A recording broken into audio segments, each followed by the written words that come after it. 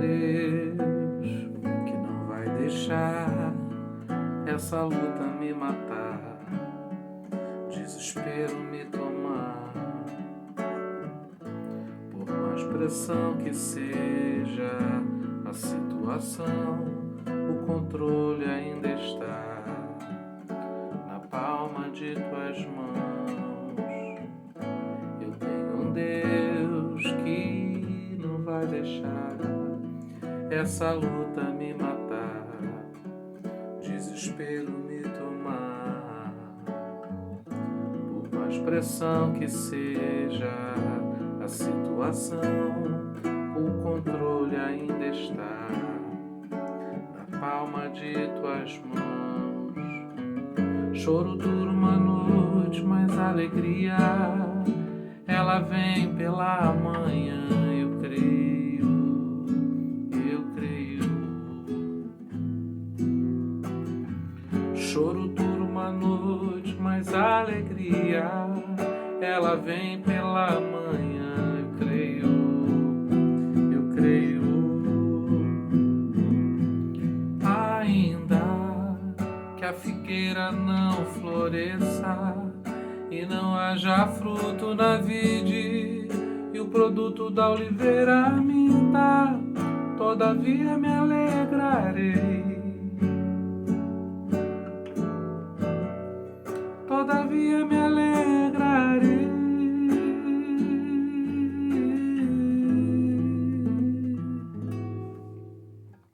Bom dia, paz do Senhor. Eu quero ler com você hoje Marcos capítulo 12. E eu vou ler apenas o verso 13. E enviaram-lhe alguns dos fariseus e dos herodianos para que o apanhassem em alguma palavra. Essa é a palavra do Senhor para nós hoje. Jesus, ele teve uma relação conflituosa até certo ponto com os grupos religiosos da sua época. Então, uma grande chave de leitura para a gente entender o Evangelho de Jesus Cristo é essa relação com esses grupos, porque esses grupos estão representando alguma coisa. E havia uma posição dos fariseus contrária ao pagamento de impostos a Roma pelos judeus e uma posição diferente pelos herodianos, que achavam que tinham que pagar impostos a Roma. Agora, aqui a gente não quer que você identifique grupos, mas que você perceba comportamentos. Quando a gente fala de fariseu, por tudo que a gente lê nos evangelhos, a gente entende que é um grupo que tinha aparência, mas não passava, toda aquela aparência não passava de hipocrisia. A gente vê, por exemplo, o texto em que Jesus procura fruto na figueira e ele só encontra folhas, ou seja, tinha uma aparência de que frutificava, mas na verdade não dava frutos. E por outro lado, você tem os herodianos como um grupo que se acomodou a Roma. Eles achavam que um bom relacionamento com Roma seria melhor para os judeus. Então, se você tomar como símbolo de uma postura tanto o grupo dos fariseus como herodianos, você vai ver que aquele que é do evangelho, aquele que crê em Jesus, ele luta contra o comodismo e contra a hipocrisia, contra levar uma vida de aparências.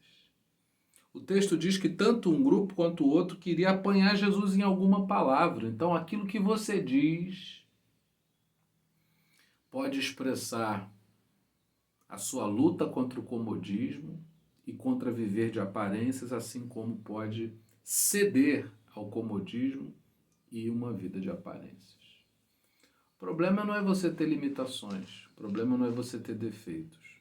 O problema é você se acomodar ou, não reconhecendo que precisa mudar, você se estruturar para ter uma aparência de que é quem na verdade você não é.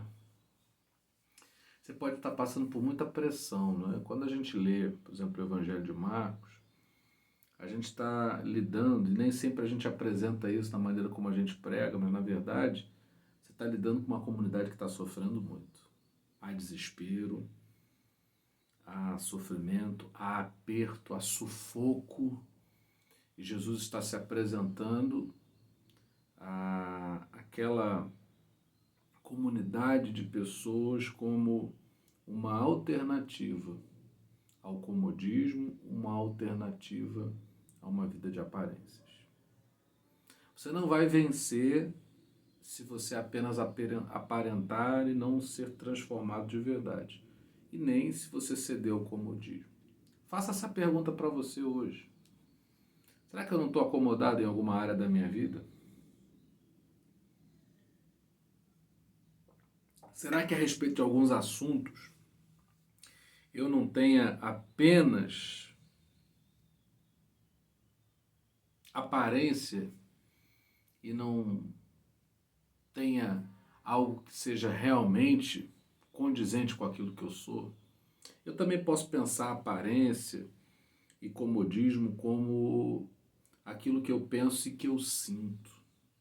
Às vezes a gente fala coisas que refletem aquilo que a gente sente, às vezes a gente fala coisas que não condizem com o que nós sentimos, e assim também acontece em relação àquilo que nós pensamos. Quando a gente se entrega a Jesus, a gente vai se deixando moldar pelo Evangelho, de modo que tanto a nossa mente vai começando a pensar diferente, como o nosso coração vai sentindo diferente. E essas emoções, conforme elas vão sendo moldadas, elas vão refletindo a glória de Deus. Então eu sinto, e esse sentir já é carregado de algo que me leva a uma vida de celebração, de agradecimento, de gratidão. Assim como os meus pensamentos que antes traziam inquietação pelo dia de amanhã, começam a pensar com esperança. Então, você vai ser buscado, perseguido, ou por uma vida de aparências, ou por uma vida de acomodação. As duas vão tentar matar Jesus dentro de você. Mas a nossa luta, ela é uma luta que conta com um apoio incondicional do nosso Senhor. Existem decepções na vida com pessoas que você achava que estavam do seu lado e na verdade você percebe ao longo dos fatos da vida que não, mas quando se trata de Jesus, Ele está contigo, está comigo, e essa presença de Jesus faz toda a diferença na luta contra o comodismo e na vida que às vezes só aparenta, mas não é de verdade. Eu entendo que não posso apenas aparentar. Eu entendo que eu não posso me acomodar.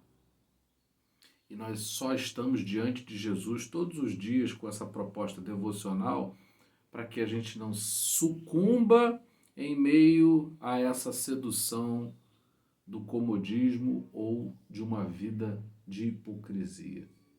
Evangelho é lutar contra a hipocrisia nossa, não é para ficar lutando contra o outro, combatendo o outro, mas lutar contra a nossa hipocrisia e lutar contra o comodismo. Não há como ficarmos acomodados com Roma, porque Roma não tem nada de bom para nós. Então Jesus chega a dizer, o meu reino não é desse mundo. Jesus não quis em nada se parecer com Roma. Ele, pelo contrário, ele foi uma alternativa a Roma. E o acomodado, ele acha que não tem alternativa, por isso que ele se acomoda. Ele diz assim, não vai adiantar. Não, nós temos esperança, nós temos fé no Senhor.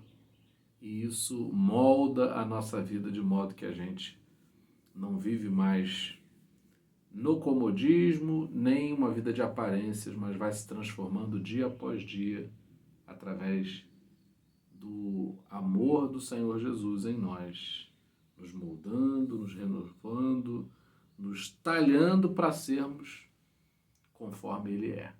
Pai, oramos para que o Senhor nos livre do comodismo, nos livre de uma vida apenas de aparências e que nós possamos, confiando no Senhor, ser transformados, libertos, curados, resolvidos, tratados, salvos, para que vivamos uma vida de verdade, cujos sentimentos e pensamentos, vontades, ações carreguem e glorifiquem ao nome do Senhor. Essa é a nossa oração nessa manhã, no nome do Senhor Jesus. Amém. Que a graça maravilhosa do nosso Senhor e Salvador Jesus Cristo, que o amor incomparável de Deus, o nosso eterno Pai, e que as doces consolações do Espírito Santo sejam com cada um de nós para todo sempre. Amém.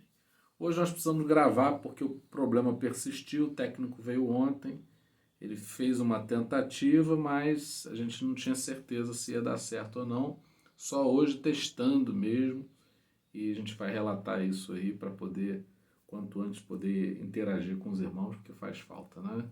Deus abençoe, um beijão, amo vocês.